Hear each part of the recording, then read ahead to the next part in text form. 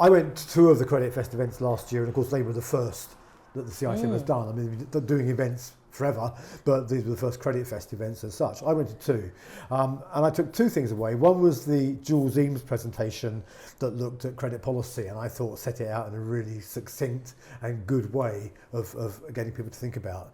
And the other was a sort of a part of a presentation by Paula Swain, the lawyer, who talked about the fact that when someone has used AI and ChatGPT to present a case for court, very often they can spot that because suddenly they're very coherent and very articulate when previously they weren't. And that's an interesting take on the ChatGPT model, which is that, you know, people use it inappropriately or without thought, they end up almost exceeding themselves, and that's a bad thing in terms of what you're showing to the audience. Yeah, I think what I took away from last year's events was, apart from it being a bit of a personal hurdle for me, because I love talking to people, just not in a particularly formal setting. So presenting last year was, albeit nerve-wracking, but a wonderful experience, and I hope people managed to take something away from it.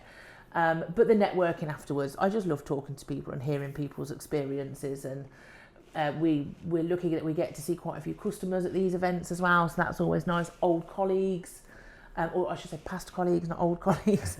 And just get to see the CICM community and hear all about how they're getting on and what they're experiencing. Is it the same as what we're experiencing? And I think if you can be part of any type of networking event, you'll always take something away from it. That's very true, and I remember talking to seeing Gary Brooke from ESCA at the last one, and I taught Gary Brooke at Watford College way back in about 1982 or 3, I think, in the credit management ICM courses, and it's fascinating seeing the journeys people's careers have taken when you haven't seen them for a long time, and we've all been on a journey, and it's great to catch up and see where that's led people. Yeah, definitely. And we'll see you in Bristol on the 19th of November.